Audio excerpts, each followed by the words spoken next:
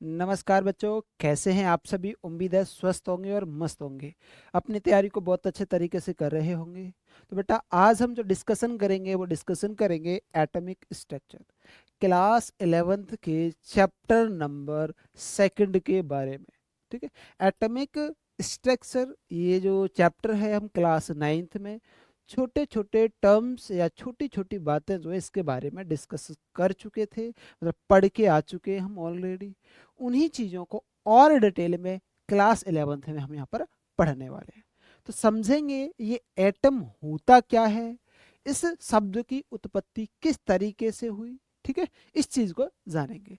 तो सबसे पहले क्लास 9th में आपको बताया जाता है कि भैया जो एटम जो है, परमाणु जो है, इस शब्द के बारे में डाल्टन ने बताया, लेकिन नहीं, उससे पहले महर्षि कन्नड़ थे जो मूल भारत के क्या थे, आपके ऋषि थे, महर्षि थे। ठीक है, उन्होंने जो है इसके बारे में बताया। उन्होंने बताया कि जो आपका एटम जो है वो क्या है, वो आपका अनडिवाइडेबल है, मतलब क्या कह सकते हैं, अनडिजिबल है, मतलब उसको हम विभाजित नहीं कर सकते, तोड़ नहीं सकते। अब जानेंगे, देखो नाम से जानेंगे, नाम से बहुत सारी चीजें क्या हो जाती हैं, क्लियर हो जाती हैं। जैसे बात करूं मैं एटम, एटम किससे मिलकर के बना है, आपका वही ए प्लस के, एटोमिक होता है वैसे, एटोम। ठीक है, इसका मतलब क्या हो जाता है, इसका अर्थ देखो, अ का मतलब हो जाएगा क्या, नोट। ये नोट शब्द का क्या बताता है,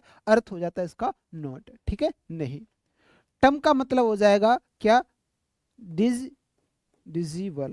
क्या हो जाएगा, डिजिबल, मतलब जिसको हम डिजिबल ना कर सकें, विभाजित ना कर सकें, जिसे हम तोड़ ना सकें। ठीक है, तो देखो, branch of physical chemistry which deals with the structure of atoms, structures of atoms के बारे में इस चैप्टर में हम पढ़ेंगे। चैप्टर का नाम क्या है आपका, एटॉमिक स्ट्रक्चर। ठीक है मेरे भाई, चलो। तो सबसे पहले शुरुआत हुई डाल्टन की एटॉमिक थ्योरी से। किससे, डाल्टन की एटॉमिक थ्योरी से क्या हो जाती है, इसकी शुरुआत हो जाती है। और डाल्टन की एटॉमिक थ्योरी क्या कहती है, इसका पहला स्टेटमेंट क्या है, तो बेटा इसका पहला स्टेटमेंट है कि एटम जो है ना, बहुत छोटा पार्टिकल है, टिनी पार्टिकल है किसी भी एलिमेंट का। ठीक है, किसी भी एलिमेंट, किसी भी तत्व का एक छोटा सा टिनी पार्टिकल है, क्या मेरे भाई, एटम, जिसे हम फर्दर डिवाइड नहीं कर सकते, which can not be further डिजिबल। ठीक है, डिवाइड नहीं कर सकते, ये पहला पॉइंट उन्होंने कहा, मतलब इसे हम तोड़ नहीं सकते, पहली बात। दूसरी बात इन्होंने क्या बोली, इन्होंने बोला कि atoms of same element are similar. देखो, सेम एलिमेंट आर सिमिलर, जैसे भाई हाइड्रोजन है, अब हाइड्रोजन जो है वो हाइड्रोजन के किससे, एटम से मिलकर के बना होगा, बहुत सारे एटम से मिला होगा कि नहीं भाई। आपको भी क्या बनाना है, आपके पास आपको कोई पदार्थ बनाना है और प्योर बनाना है। प्योर का मतलब शुद्ध ना, शुद्ध, आपने शुद्ध शब्द सुना है ना, बिल्कुल प्योर। प्योर का मतलब होता है कि उसी प्रकार के उसमें एटम्स होने चाहिए, उसी प्रकार के। अन्य प्रकार के हुए तो वो प्योर नहीं होगा, इम्प्योर कहलाएगा। कहलाएगा कि नहीं कहलाएगा। तो सेम यहां पर है कि atoms are same, atoms of some, atoms of same element are similar. भाई यहाँ पर ये हाइड्रोजन है, अब ये हाइड्रोजन ना, हाइड्रोजन एटम से मिलकर के बना होगा, और इसमें जो एटम्स जो होंगे उनकी प्रॉपर्टी क्या होंगी, सिमिलर होंगी। क्या होंगी, सिमिलर होंगी, बिल्कुल। केमिकल प्रॉपर्टीज हो चाहे वो आपकी फिजिकल प्रॉपर्टीज हो। ठीक है, हाँ। लेकिन यदि एलिमेंट्स अलग अलग हैं, जैसे ये हाइड्रोजन हो गया, हाँ जी, दूसरा एलिमेंट ले लेता हूं मैं, ऑक्सीजन, तो ये इसकी प्रॉपर्टीज अलग हैं और इसकी प्रॉपर्टीज अलग है। हाइड्रोजन की प्रॉपर्टीज अलग होंगी और ऑक्सीजन की अलग होंगी। क्यों अलग होंगी, क्योंकि ये हाइड्रोजन एटम से, हाइड्रोजन एटम से मिलकर के बना है, ये आपके ऑक्सीजन एटम से मिलकर के बना है। ठीक है, मतलब बहुत सारे ऑक्सीजन के छोटे छोटे पार्टिकल से मिलकर के इसका क्या बन गया, आपका एलिमेंट बन गया। हालांकि हम क्या भैया, अब देखो एटम है, एटम को हम डिवाइड नहीं कर सकते, है ना। और हम ये भी पढ़ते हैं कि एलिमेंट को तोड़ते भी नहीं है, एलिमेंट को ये नहीं भैया मुझे एलिमेंट को तोड़ना है, ये एच है अब इसे ऐसे तोड़ दो कि हाँ सर लो बना दिया मैंने, ये आपने तो कहा था ये बना दिया है, ऐसे तोड़ दो कि लो सर इसे तोड़ना है, लो मैंने तोड़ दिया इसे ऐसे, तो ये ऐसे थोड़ी ना टूट जाएगा आपका हाइड्रोजन, नहीं टूटेगा। ठीक है, हाँ जी। अगला पॉइंट क्या कहता है, एटम्स ऑफ डिफरेंट एलिमेंट, अलग अलग हम क्या ले लेते हैं, एलिमेंट्स ले लेते हैं, जैसे अभी हमने लिया कौन, एक तो हाइड्रोजन लिया, ठीक है, और एक ऑक्सीजन लिया, दो एलिमेंट्स हमने लिए और इनको क्या किया, कंबाइन किया, क्या किया, इनको हमने कंबाइन किया एक निश्चित रेशियो, एक निश्चित अनुपात में। जैसे मैंने हाइड्रोजन कितने लिए, हाइड्रोजन का 2 अनुपात लिया, 2 लिए हाइड्रोजन और 1 लिया मैंने ऑक्सीजन, एक मैंने क्या लिया, ऑक्सीजन, तो मेरे पास क्या बनेगा भैया, H2O बनता है, H2O बनता है। बहुत से बच्चे कहेंगे क्या सर H और यहां पर ये 2 मैंने लिख दिया और ये मैंने O, ऐसे क्या, ऐसे नहीं बेटा, ये आपके क्या हैं, ये आपके एलिमेंट्स हैं, एलिमेंट्स हैं। जब ये रिएक्शन करेंगे ना तो ये क्या होंगे, ये आपके मॉलिक्यूल्स की तरह मतलब मॉलिक्यूल्स की तरह हम यूज करेंगे, H2 गैस, हाइड्रोजन गैस, ये आपका O2 गैस, ठीक है, बैलेंस करेंगे यहां पर आपका 2 आ जाएगा, ये आपकी संतुलित क्या हो गई, रिएक्शन हो गई, केमिकल रिएक्शन इसे हम कहते हैं ना। हाँ, दूसरा जैसे मैं यहां पर Mg ले लेता हूं, Mg और ये आपका क्या हो जाता है O2, तो क्या बन जाएगा आपका 2MgO, मैग्नीशियम ऑक्साइड, बना कि नहीं बना भाई, Mg की अलग प्रॉपर्टीज होंगी, O2 की अलग प्रॉपर्टीज होंगी, नया प्रोडक्ट जो हमको मिला है उसकी अलग प्रॉपर्टीज होंगी। अब ये जो प्रोडक्ट हमको जो मिला है, ठीक है, ये जो प्रोडक्ट हमको जो मिला है, मैं यहां पर इसकी बात करूं, संतुलित करेंगे बेटा, यहां पर 2 आ जाएगा, यहां पर भी आपका 2 आ जाएगा, हाइड्रोजन इधर भी 4 हो जाते हैं, ऑक्सीजन भी संतुलित हो जाते हैं आपके, यहां पर भी ऑक्सीजन संतुलित और आपके Mg भी क्या हो जाता है, संतुलित हो जाता है। ठीक है, चलो यहां पर हमने क्या ऑब्जर्व किया, क्या कहना चाह रहा है मेरे भाई, ये कहना चाह रहा है कि सिंपल रेशियो, तो देखो यहां पर ये जो कंपाउंड जो बना है ना उसका सिंपल रेशियो होगा, हाइड्रोजन और ऑक्सीजन की मैं बात करूं तो बेटा यहाँ हाइड्रोजन एक एक H2O का मॉलिक्यूल्स या कंपाउंड बनाने के लिए हमें मिनिमम 2 हाइड्रोजन और 1 ऑक्सीजन की आवश्यकता होती है, तो ये क्या हुआ, सिंपल रेशियो आपका आया। ऐसे ही मैं यहाँ पर बात करूं Mg और O की, तो यहाँ पर भैया 1:1, भैया 1 Mg और 1 O की आवश्यकता होगी, जब आपका मैग्नीशियम ऑक्साइड बन के क्या हो जाएगा, तैयार हो जाएगा, रेडी हो जाएगा। ठीक है, चलो अब इसके बाद नेक्स्ट अगला वाला पॉइंट क्या आता है, अगला वाला पॉइंट कहता है कि atom can neither be create nor be destroy ना, एटम्स को ना तो हम उत्पन्न कर सकते हैं ना ही उसका विनाश मतलब नष्ट कर सकते हैं, ये वाली बात जो है वो कही गई है ना। वही तो तो मतलब यहां से क्या बात निकल के, ये बात निकल के आई, एक नोट पॉइंट ये आता है कि मेरे भाई ये जो डाल्टन की एटॉमिक थ्योरी जो है वो कंजर्वेशन ऑफ मास, मास द्रव्यमान संरक्षण के नियम का क्या करती है, पालन करती है ना। अच्छा, और कौन सा दिखा, और मेरे भैया एक दूसरा नियम होता है जैसे हम बोलते हैं हम लॉ ऑफ डेफिनेट प्रोपोर्शन, मतलब एक निश्चित अनुपात का नियम है ना, निश्चित रेशियो था है ना, सिंपल रेशियो था, सिंपल रेशियो कि इस सिंपल रेशियो में होना चाहिए। अब ये बात बताई थी आपके एटॉमिक जो डाल्टन एटॉमिक थ्योरी में डाल्टन साहब ने ये बात बताई। अब मैं बात करूंगा नेक्स्ट, भैया ये इन्होंने बात बता दी, इनकी सभी की सभी बातें क्या हुई, गलत साबित हुई, पूरी की पूरी बातें गलत साबित हुई।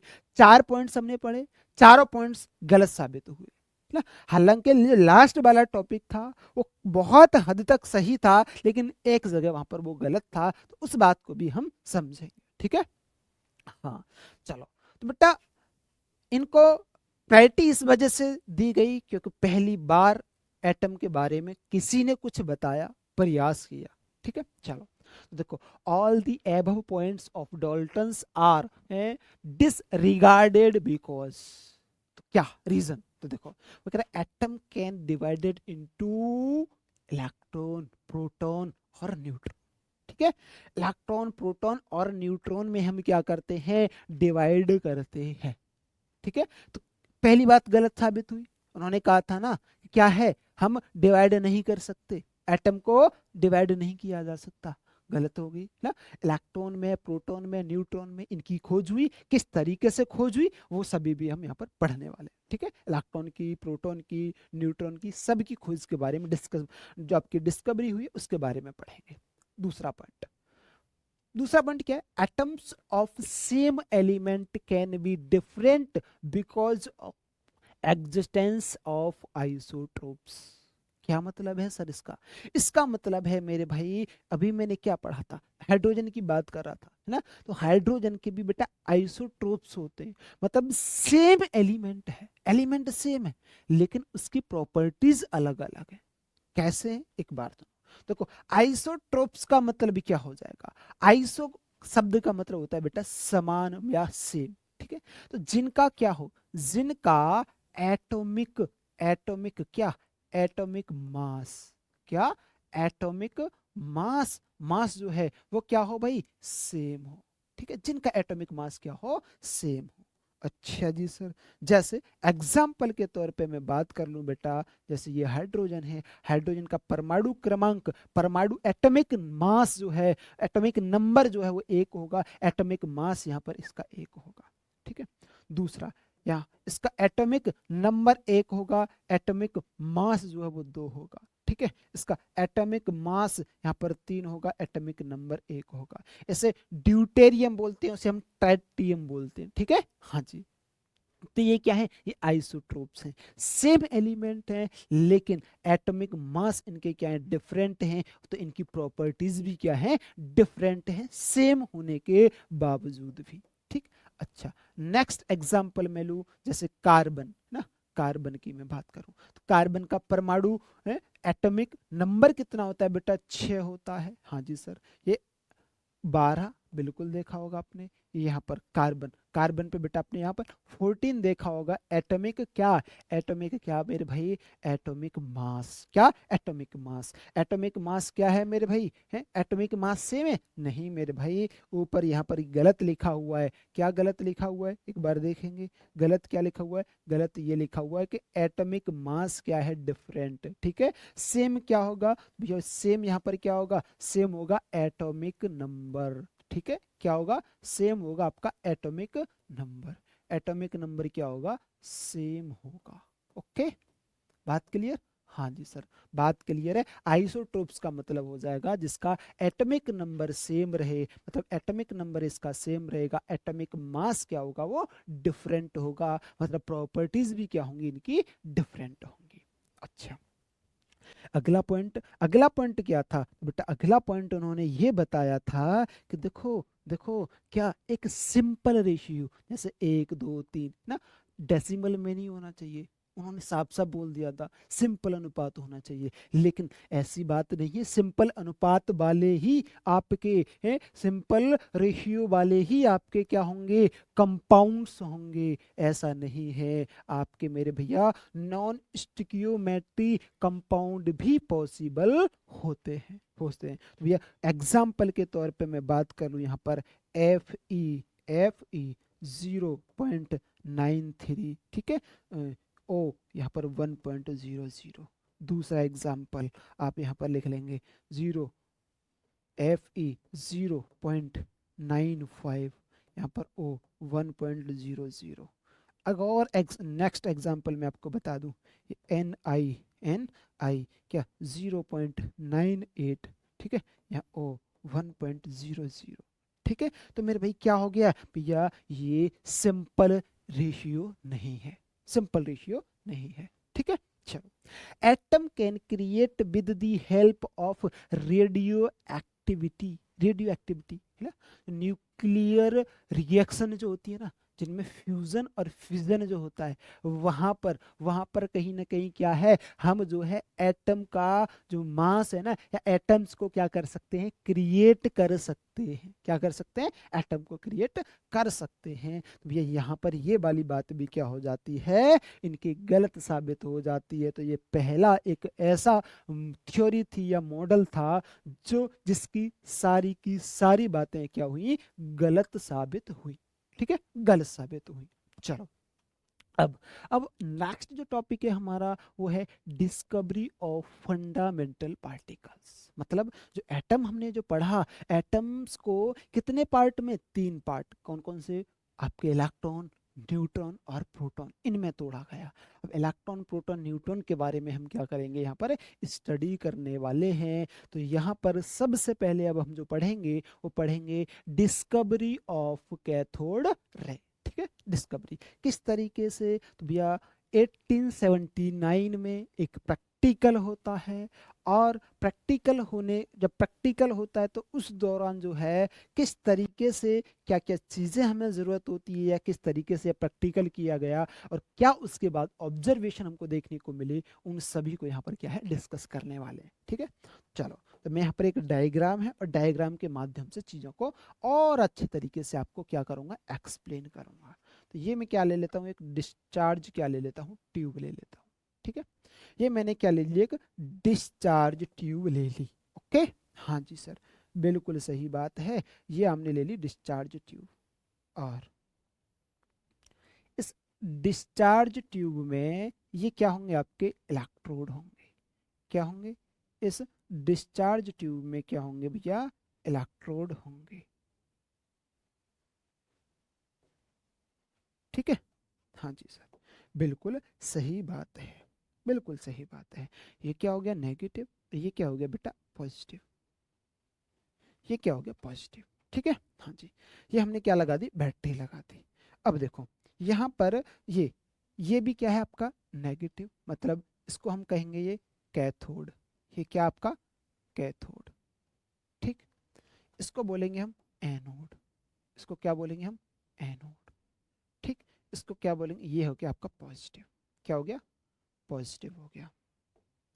अब यहाँ पर एक चीज मैं लगाता हूँ, वैक्यूम, क्या, वैक्यूम पंप, क्या लगाते हैं, वैक्यूम पंप जो है वो हम क्या करते हैं, लगाते हैं।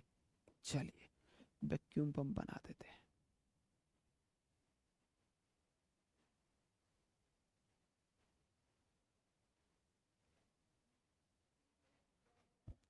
ठीक है, ये आपकी क्या है, वैक्यूम पंप है।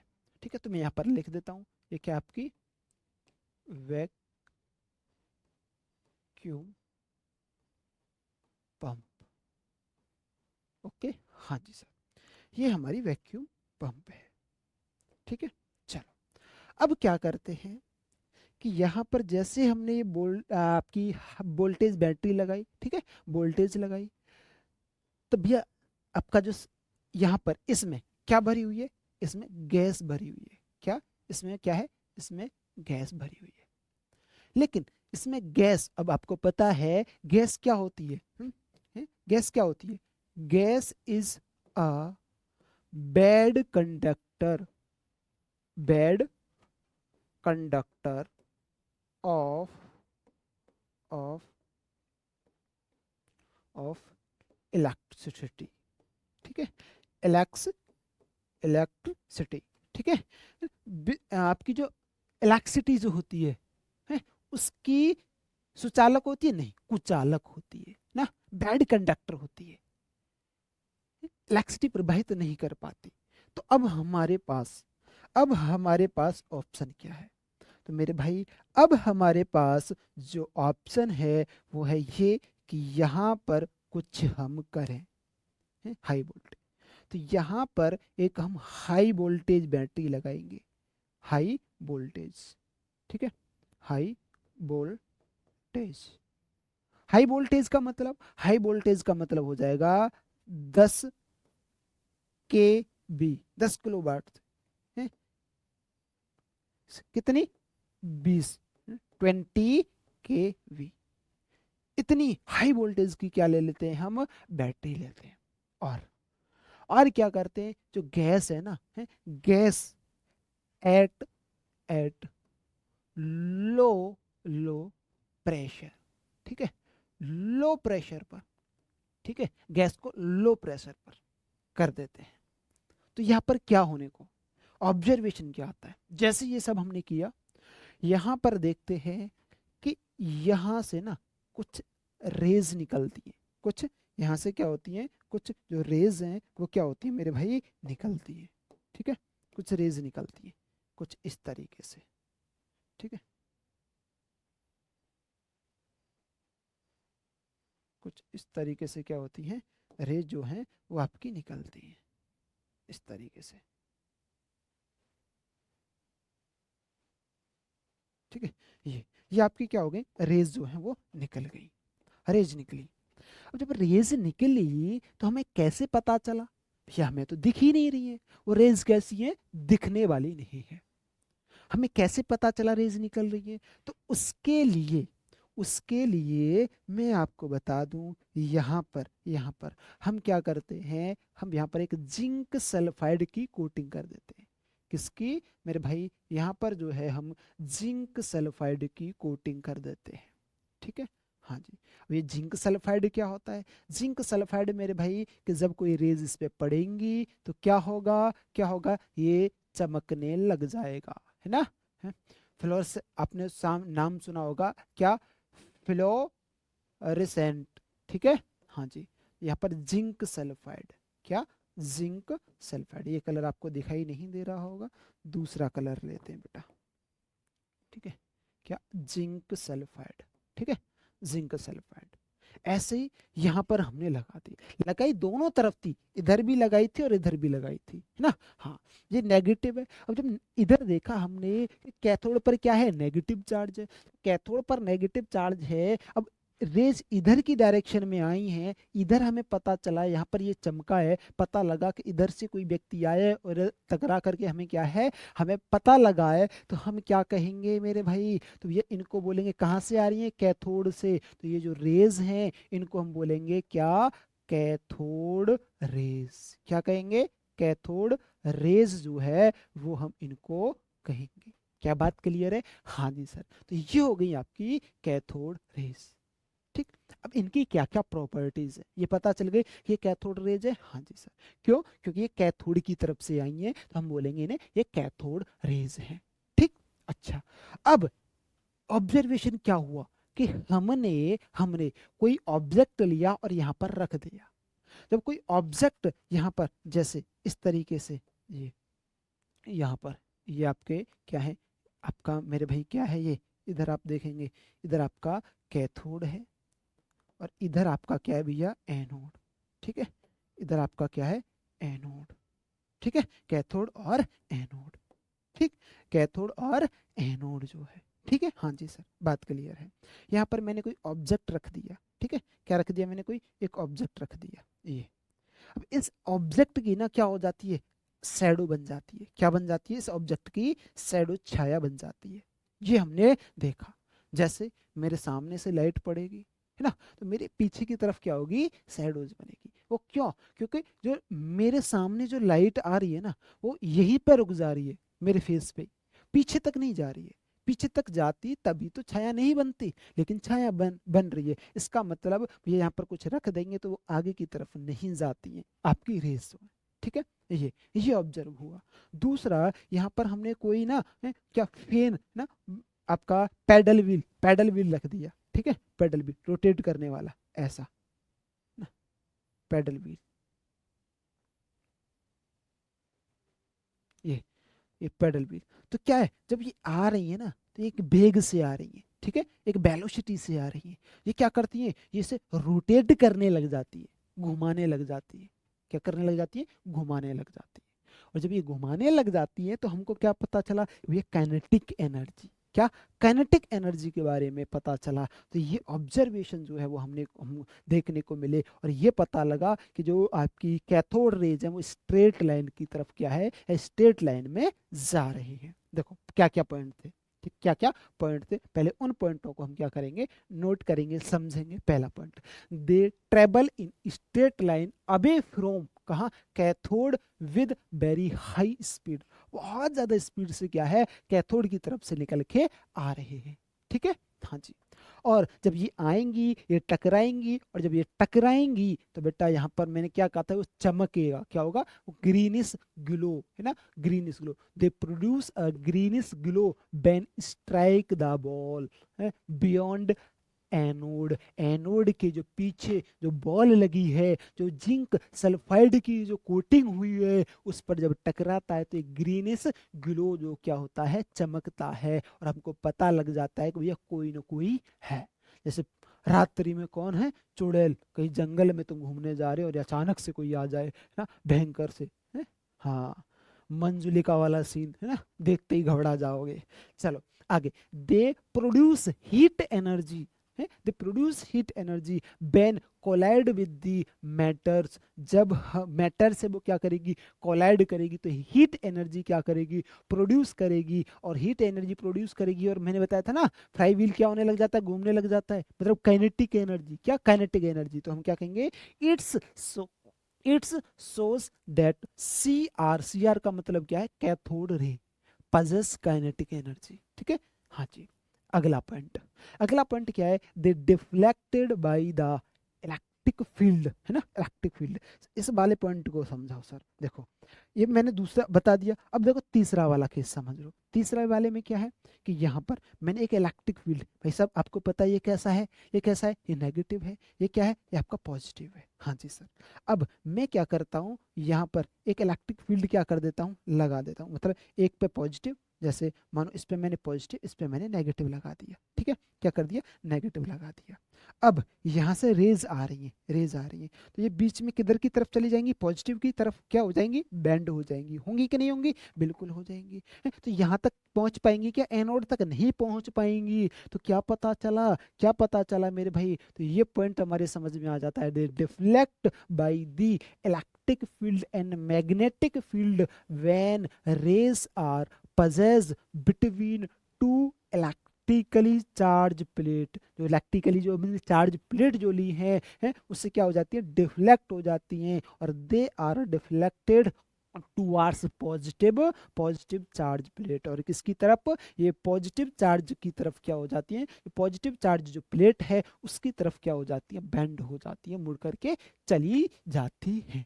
ठीक है, मुड़ करके क्या हो जाती है मेरे भाई, चली जाती है।